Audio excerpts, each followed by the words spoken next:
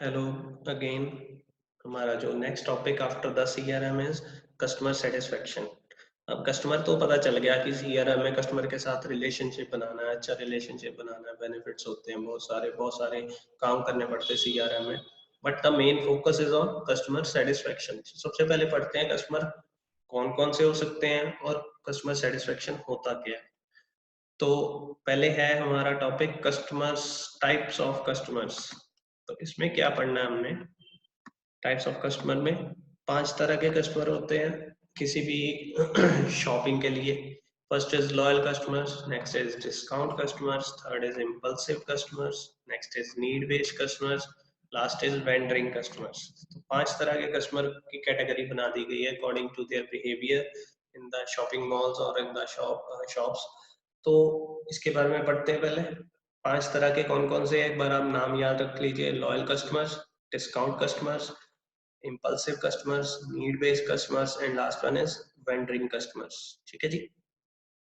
अब जो loyal customers है, these are the 20% but promote 50% sales as compare to other customers. अब loyal customer क्या होते हैं कि हमें पता है कि ये कस्टमर हमारे पास आएगा, वो सिर्फ 20% होते हैं पूरे हमारे बिजनेस का, बट वो लॉयल होते हैं। लॉयल का मीन्स कि उनको जब भी किसी चीज की जरूरत पड़ेगी they will come to us and they will promote our sales 50%। मतलब हमें पता है कि 50% जो हमारी सेल है वो लॉयल कस्टमर्स के थ्रू हो रही है।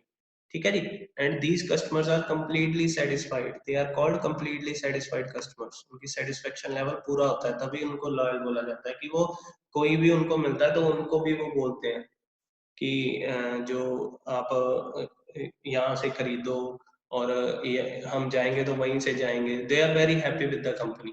It is very necessary to keep in touch with them on a regular basis. अब कंपनी का एक वो होना चाहिए, रूल होना चाहिए कि वो इनके साथ इन टच रहे ऑन द रेगुलर बेसिस ताकि उनकी लॉयल्टी कम ना हो। ठीक है, because they demand polite and respectful responses from suppliers. अब जो लॉयल्टी है वो because of their politeness and respect जो हम कंपनी वाले देते हैं उनको, उससे ज्यादा लॉयल्टी बढ़ती है। तो वो हमेशा एक्सपेक्ट करते हैं और कंपनी को भी चाहिए उनके साथ लॉयल रहे। Next is discount customers. अब ये वाले कस्टमर जैसे आजकल हम क्या कर रहे हैं कि कोई भी ऑनलाइन शॉपिंग करते हैं तो हम तब खरीदते हैं चीज को जब सेल लग जाती है। ठीक है, तो वी आर डिस्काउंट कस्टमर्स। ऐसे कस्टमर्स जो सिर्फ डिस्काउंट के टाइम पे मॉल में जा रहे हैं या शॉप में जा रहे हैं, that is called discount customers. ठीक है, दीज आर कॉल्ड विजिटर्स। वो क्या करते हैं, वो घूमते रहते सारा साल, चीज नहीं लेंगे। चीज कब लेंगे? जब डिस्काउंट लग जाएगा। They are the only part of business. वो बिजनेस का पार्ट जरूर है। They purchase product only when sellers offer discount on product. Focus on these type of customer is also important. अब ये कस्टमर भी इंपॉर्टेंट है बिकॉज उनको पता है कि जब डिस्काउंट तो लगना ही लगना है, तो तब हमारी जो सेल है वो हमारी चलनी चाहिए बिकॉज ऑफ दीज कस्टमर्स। ठीक है, तो इनको भी फोकस करते हैं। Third one is impulsive customer. These customers are not product specific। वो किसी एक प्रोडक्ट के ऊपर नहीं ज्यादा फोकस करते। These are difficult to convinced। अब उनको कन्विंस करना मुश्किल होता है। वो क्या चीज लेंगे, वो एक बार हमारी शॉप पे अगर आ जाए तो उनको पहले हमें मनाना पड़ता है। उनको हम कहते हैं, एक काइंड ऑफ होता है कि इनको अगर हम उसके फीचर्स बताएंगे, उनको कन्विंस करने की कोशिश कटसी करेंगे कि ये चीज बहुत बढ़िया है, आपके लिए अच्छी है, और उनको पूरा फोकस करके उनको जो उनकी कम्युनिकेशन का आंसर देंगे। वो बहुत सारे उनके माइंड में क्वेश्चंस होते हैं रिलेटेड टू दैट प्रोडक्ट, और वो चाहते भी हैं कि हम इसको कहीं ना कहीं से ये हमें कुछ उसके बारे में बैड फीचर बताएं और हम छोड़ दें इस प्रोडक्ट को। They are called impulsive customers. ठीक है, because they only find the good things। These customers buy what they find good and productive at that point of time। और उसी टाइम पे अगर उनको कुछ अच्छा लगेगा और प्रोडक्टिव लगेगा तो वो चीज लेंगे, अदरवाइज वो नहीं लेंगे। ठीक है, अगर if impulsive customers are treated with courtesy accordingly, those customers could be responsible for boost to selling। अगर उनको वो courtesy के साथ ट्रीट कर रहे हैं और अच्छे से उनके क्वेश्चन का आंसर दे रहे हैं जो कंपनी वाले, तो वो उस सेलिंग को, जो उस सेल को बूस्ट कर भी सकते हैं। तो that is called impulsive customer, hard to convince होते हैं। Next is need based customers. ये जैसे हम कोई शॉप पे जाते हैं, कोई मान लो जनरल स्टोर में, तो हमें जो चीज चाहिए वही लेने जाते हैं। ठीक है, अब they are called need based customers. अब these are also product specific, वो भी सिर्फ प्रोडक्ट पे डिपेंड करेगा कि कौन सा प्रोडक्ट लेने हैं। और अगर उनको वो चीज नहीं मिलती, जैसे मान लो कई बार होता है हमें चाहिए एक ब्रेड और हम किसी बेकरी शॉप पे जाते हैं, तो बेकरी शॉप पे अगर वो ब्रेड नहीं पड़ी तो ये नहीं कि कुछ और लेके आ जाएंगे, वो वहीं से खाली हाथ मुड़ाएंगे। That is called need based customers. ठीक है, ये डेली कस्टमर्स भी बोलते हैं इसको। They buy only those items to which they have a specific need for them. They will leave the shop if the items they need is not found. ठीक है जी। Last one is wandering customer. अब wandering customer कौन से हैं? They are least profitable customers. ये क्या होता है? जिनको हमें कुछ ना कुछ ऑफर करना पड़ता है ताकि वो खरीद सके कुछ ना कुछ। मान लो कि मैंने एक अलमीरा लेनी है, तो मैं मार्केट में पहले 10 जगह जाऊंगा और 10 जगह में से जो मुझे सबसे ज्यादा ऑफर देगा, और मुझे पता है कि कौन सी क्वालिटी की मार्केट में चीज अवेलेबल है, कितने की मिल रही है, तो ऐसे कस्टमर्स जो होते हैं वो कम से कम प्रॉफिट देके जाते हैं। They are called wandering customers. ठीक है, they themselves are not sure what to buy when they enter the store. और उनको भी नहीं पता कि उन्होंने क्या खरीदना है। वो पहले सारी इंक्वायरी करते हैं, देन एक दूसरी दुकान में घूमते हैं, देन उनको जो अच्छा लगता है और सबसे सस्ती चीज लगती है, देन उसके ऊपर फिर दोबारा रिटर्न होते हैं चीज लेने के लिए। They investigate features of product in the market before the purchase. Such customers can't be ignored. अब इनको भी इग्नोर नहीं कर सकते, क्योंकि अगर तो एक बार उनको मना लिया तो हो सकता है वो दोबारा उनका लॉयल कस्टमर बन जाए। ठीक है, तो फर्स्ट पार्ट है लॉयल कस्टमर का कि वो वेंडरिंग कस्टमर्स होते हैं, और उनको तो चाहे वेंडरिंग कस्टमर को लॉयल भी बना सकते हैं, तो चाहे वो उनको इग्नोर करके खाली हाथ में बेच सकते हैं। ठीक है, तो these are the types of customers. Next is customer satisfaction की इंट्रोडक्शन। कि सेटिस्फेक्शन होता क्या है? Satisfaction is an overall psychological state that reflects the evaluation of a relationship between customer and a company. Satisfaction है क्या? एक mind state है कि हमारे दिमाग में एक माइंड चल रहा है कि ये बंदा हमसे सेटिस्फाई है। अगर तो माइंड में है कि वो सेटिस्फाई है, चाहे उनको सर्विस जैसी मर्जी दी है, और वो बंदा भी खुश है अपनी कंपनी से, उसकी एक्सपेक्टेशन ही कम थी कि वो पूरी हो गई, तो सेटिस्फेक्शन पूरी है। मतलब एक साइकोलॉजिकल स्टेट है that reflects the valuation of relationship between customer and company. अगर तो दोनों हैप्पी हैं एक दूसरे से, तो दैट इज कॉल्ड सेटिस्फेक्शन। ठीक है, customer satisfaction is the primary aim of organization. It ultimately leads to success of the organization. If customers are satisfied, the secondary aim to increase profit shall automatically be achieved. अगर customer satisfy हो गया तो secondary aim होता है उनका कि profit बढ़ाना है, तो वो अपने आप पूरा हो जाएगा। ठीक है, मतलब that should be primary aim। क्या primary aim होना चाहिए? customer satisfaction। अगर ये पूरा हो गया primary aim, तो secondary aim जो कि profit कमाना होता है वो पूरा अपने आप हो जाएगा। ठीक है, तो it is the biggest challenge for the companies to satisfy the customers. Thus, the organization must have customer focus because reliable customers are real assets to the organization. It is a measure of product performance। और ये measure कैसे करते हैं कि हमारा product जो उनके घर पे गया है वो परफॉर्म कैसे कर रहा है। That is the main result that will produce the main result of satisfaction। ठीक है, अब इसका एक मॉडल बना हुआ है, उसके रिलेटेड मैं आपको समझाता हूँ। ये है जो कंपनी ऑफर कर रही है। ठीक है, या कोई प्रोडक्ट है या सर्विस है, और ये कस्टमर की नीड है।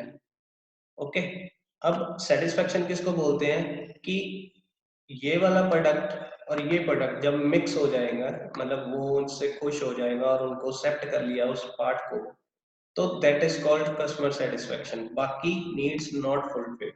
ठीक है, और फुली सेटिस्फाई कब होगा? जब ये स्केयर बॉक्स जो है ये बिल्कुल इसके सेंटर में आ जाए। ठीक है, मतलब सेटिस्फेक्शन क्या है? कस्टमर की नीड को फुलफिल करना, उसके ऊपर जाके पूरा बैठ जाना, that is called customer satisfaction. ठीक है, total satisfaction is achieved when offer matches the need. जब ये ऑफर जो है इसके साथ मैच कर जाएगा, पूरा का पूरा उसके साथ घुल मिल जाएगा, that is circle is super imposed on the square, that time the customer will be fully satisfied from the service और प्रोडक्ट। ठीक है, सो इसके लिए एक इंडेक्स बना हुआ है, कस्टमर सेटिस्फेक्शन इंडेक्स बोलते हैं इसको, CSI भी बोलते हैं इसकी full form, customer satisfaction index. ठीक है, तो ये एक इंडेक्स होता है कि जिससे पता चलता है कि कस्टमर कितना हमारी प्रोडक्ट और सर्विस से खुश है। It is a measure with which companies can find the response about their product। ये एक ऐसा इंडेक्स measure है या एक measurable पॉइंट है जो कि कंपनीज अपना प्रोडक्ट का रिस्पॉन्स लेती है, जिससे it is usually expressed in ratings. अब ये किससे लेते हैं हम? रेटिंग से। हम कहते हैं ना कि स्विगी जोमेटो वाले हमें कोई चीज पकड़ा के जाते घर पे, तो वो कहते हैं हमें रेटिंग कर दो। वो रेटिंग का मतलब क्या होता है कि उससे उनका जो है कस्टमर की सेटिस्फेक्शन का पता चल जाता है कि कस्टमर में सेटिस्फेक्शन इंडेक्स कितना है। अगर तो वो रेटिंग नहीं करते या रेटिंग बहुत कम करते तो पता चल जाता है there is some problem in the system, तो उसको वो इम्प्रूव करते हैं। ठीक है, कस्टमर को सेटिस्फाई करने की कोशिश करते हैं। सो सबसे पहला पार्ट है कस्टमर का रिव्यूज लेने का, कस्टमर सेटिस्फेक्शन इंडेक्स बोलते हैं उसे।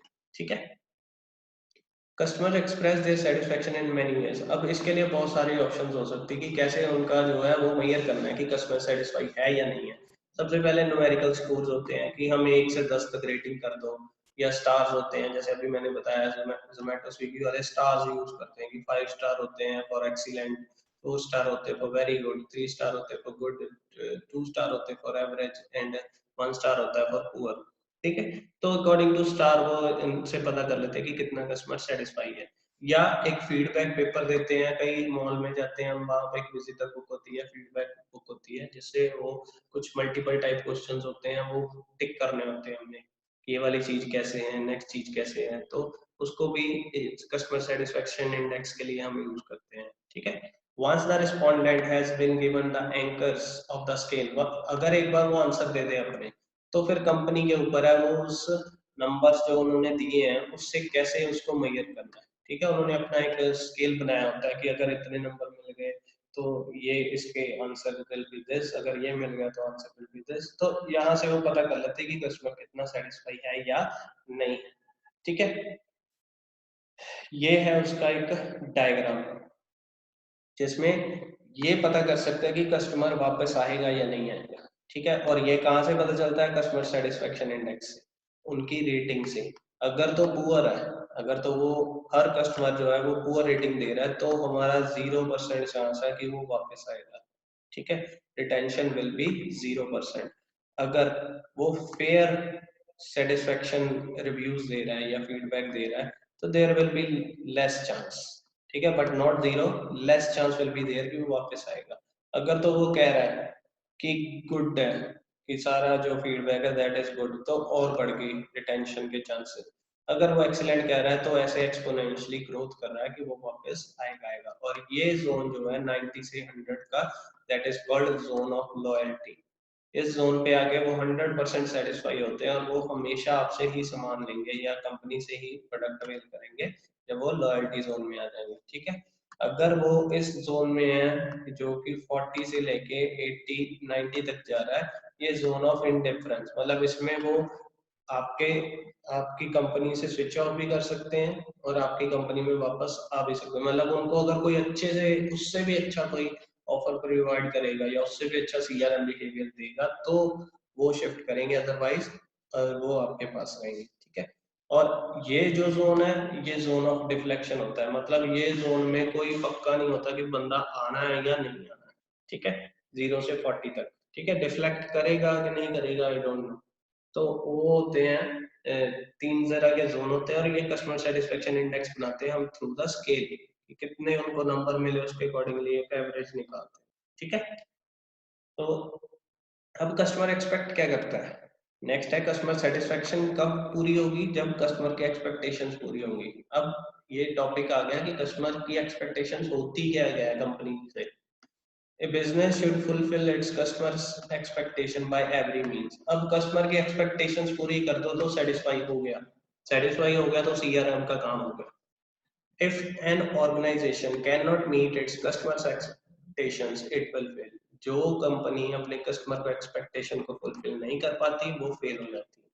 ठीक है, the expectation of different customers for the same product or service will be different according to। अब हर कस्टमर, हमें अगर 100 कस्टमर है हमारे पास तो 100 कस्टमर डिफरेंट तरह के होंगे, सारे एक तरह के नहीं होंगे, कोई होगा। अब अकॉर्डिंग टू बहुत सारे फैक्टर्स होते हैं कि हर कस्टमर के साथ उनकी एक्सपेक्टेशंस है क्या है। हम कभी भी 100 कस्टमर के एक्सपेक्टेशन को फुलफिल नहीं कर सकते। क्यों? क्योंकि हर किसी का ये फैक्टर्स हैं जो उनके एक्सपेक्टेशन को डिफरेंट बनाते हैं। सबसे पहला उनका social and demographic factor. Social means किस सोसाइटी से वो बिहेव करते हैं। ठीक है, पोश एरिया में रहते हैं, या डेमोग्राफिक, डेमोग्राफिक मतलब वो कहाँ पे रह रहे हैं। ठीक है, एरिया वाइज। तो उसके ऊपर डिपेंड करता है कि कस्टमर की एक्सपेक्टेशंस क्या होगी। नेक्स्ट, इकोनॉमिक सिचुएशन, वो इकोनॉमिकली कितना साउंड है कस्टमर।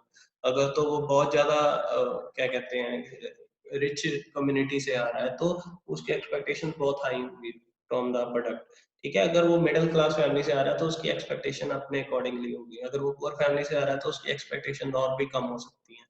तो according to economic situation customer की एक्सपेक्टेशन चेंज होगी। Next, educational standard. अब कोई जितना पढ़ा लिखा होगा उसकी एक्सपेक्टेशन उतनी डिफरेंट होगी फ्रॉम द अनएजुकेटेड पीपल। ठीक है, कॉम्पिटिटर प्रोडक्ट्स। अब कई होते हैं वो क्या करते हैं, पहले अपने दूसरे प्रोडक्ट को देखते हैं कि वो कैसे चलता है, देन वो आके बताते हैं कि हमें तो ऐसा ही प्रोडक्ट चाहिए आपकी कंपनी से। तो वो होते हैं कॉम्पिटिटिव प्रोडक्ट्स। ठीक है, कि वो पहले दूसरे प्रोडक्ट के साथ compete करते हैं हमारे प्रोडक्ट को, देन उनकी एक्सपेक्टेशन बन जाती है कि हमें ऐसा चाहिए। Last one is experience. कईयों का एक्सपीरियंस बोलता है कि उसने 10 तरह के प्रोडक्ट यूज कर लिए, उसमें से जो उसको अच्छा लगता है वो उसकी एक्सपेक्टेशन उसके अकॉर्डिंगली बढ़ जाती है। ठीक है, so different kind of expectations are there, उन सबको पूरा कर पाना ही सीआरएम का काम है। अगर सीआरएम में यही सिखाया जाता है मैनेजमेंट में कि आपने हर तरह के कस्टमर से डील कैसे करना है। ठीक है, अब कौन कौन सी चीज है जो उनके एक्सपेक्टेशंस को पूरा कर सकती है कंपनी के द्वारा। उनकी एक्सपेक्टेशंस हो गई, अब क्या क्या है जो उनको हम खुश कर सकते हैं हर तरह के कस्टमर को। उसमें कुछ स्टैंडर्ड चीजें बनाई हुई हैं इन्होंने। पहला पार्ट है प्रोडक्ट की क्वालिटी। क्वालिटी दो उनको, सबसे पहला पॉइंट है और सबसे मोस्ट इंपॉर्टेंट पॉइंट है। Next is product packaging. अब पैकेजिंग ऐसी करके दो कि वो खुश हो जाए। ठीक है, कि वो that should not be loose, वो लीकी नहीं होनी चाहिए, और उनके ऊपर अट्रैक्टिव चीजें होनी चाहिए, उनको पूरी इंफॉर्मेशन मिली होनी चाहिए उस पैकेजिंग पे। नेक्स्ट इज इजीली अवेलेबल, कि उनको जब चीज चाहिए ना तो उनके पास अवेलेबल हो, ये ना हो कि वो आउट ऑफ स्टॉक ही हो, अच्छी चीज बनी है पर स्टॉक में नहीं है, मिल ही नहीं रही, तो वो उससे शिफ्ट कर जाते हैं चीजों से। तो एक्सपेक्टेशन में इजीली अवेलेबल होना चाहिए। नेक्स्ट, सूटेबल प्राइस होना चाहिए, कॉस्टली नहीं होनी चाहिए। कस्टमर केयर सपोर्ट पूरी होनी चाहिए, कि उनको जब जब जरूरत पड़े हमारे कस्टमर सपोर्ट की, वो जब मर्जी कॉल करके उनको प्रॉपर रिस्पॉन्स दिया जाए। Resolve complaints with in time, कि अगर उनको कोई कंप्लेंट है किसी प्रोडक्ट के बारे में तो विद इन टाइम उनकी कंप्लेंट को रिजॉल्व कर दिया जाए। लास्ट, हेल्पिंग डिलीवरी कमिटमेंट, कि उनको हमने कमिटमेंट कर दी कि आपको विद इन 3 आवर्स ये चीज मिल जाएगी, तो कमिटमेंट को पूरा करना ही उनके एक्सपेक्टेशंस को पूरा करना होता है। ठीक है, so these are the factors which from which customers expectations can meet. Next, how to make good customer relationships. अब इसके अलावा और कौन कौन से उनके साथ रिलेशनशिप पे हमें काम करने चाहिए कि वो खुश रहें। ठीक है, कस्टमर रिलेशनशिप बढ़ाना कैसे है? सबसे पहले be polite and respectful to everyone. Company में सबको समझाया जाता है कि कस्टमर ही हमारा सब कुछ है, कस्टमर इज द बिजनेस। ठीक है, तो पोलाइटनेस एंड रिस्पेक्ट, ये दो चीजें कस्टमर को अगर हम देंगे, हर किसी को देंगे, तो कस्टमर रिलेशनशिप बढ़िया होगा। Next, never fight with customers. अब कई बार कस्टमर्स लड़ते हैं आके कंपनी में या किसी शॉप पे कि हमें ये चीज दे दी आपने, ये गलत थी, ये वैसा था। अगर उनके पास कोई फॉल्टी प्रोडक्ट चला भी गया है या कोई कंप्लेंट आ भी गई, तो उनसे फाइट नहीं करनी, उनको जो है उनको पूरा प्रॉपर हम कहते हैं कि इनकरेज करना है, या उनको एक पूरी तरह से आंसरेबल होना चाहिए हमें कंपनी को, कि उनकी हर रिक्वायरमेंट को पूरा कर सके, और उनसे लड़ना नहीं है, कि चाहे वो अब्यूजिंग लैंग्वेज में बात करे तब भी फाइट नहीं करनी। Next, give good service at all time. Service अच्छी दो। नेक्स्ट, आंसर कस्टमर कम्युनिकेशन, उन्होंने जो क्वेश्चन पूछा उसका आंसर दो, उनसे भागो ना। Next, make buying process as easy as possible, कि उनके लिए इजी बना दो कि वो उस चीज को खरीद सके। ये ना हो कि बहुत कॉम्प्लिकेटेड है कि इस चीज को खरीदना, कि आपको पहले जी 50 किलोमीटर जाना पड़ेगा, वहां से आपको अपनी कम्युनिकेशन से आपको घर लेके जाने पड़ेगी चीज, या उसकी जो पैकेजिंग है वो नहीं करके देगी कंपनी। तो ये सारी चीजें होती हैं कि उनके लिए मुश्किल हो जाती है चीज को खरीदना। तो ये सारा कुछ कंपनी की तरफ से होगी, उनको हर तरह का बाइंग प्रोसेस इजीली अवेलेबल हो जाए। Last, believe that customers are your business. ये बिलीव कर लो कि कस्टमर ही आपका बिजनेस है, तो उनके साथ रिलेशनशिप अच्छा बना सकते हैं। ठीक है, तो ये this was the according customer satisfaction, customer expectation, type of customers आ गया, how to make good customer relationship आ गया, और फैक्टर कौन कौन से हैं उनके एक्सपेक्टेशन को मीट कर सकते हैं। ठीक है, so these were the some important questions from the chapter. अब ये चैप्टर जो है वो भी हमारा फुलफिल हो गया, पूरा हो चुका है। इसको आप एक बार रीड कर लीजिए, मैं आपको नोट्स भी सेंड कर दूंगा। इसमें रिगार्डिंग कोई प्रॉब्लम है तो आप जब मर्जी पूछ सकते हैं। Thank you.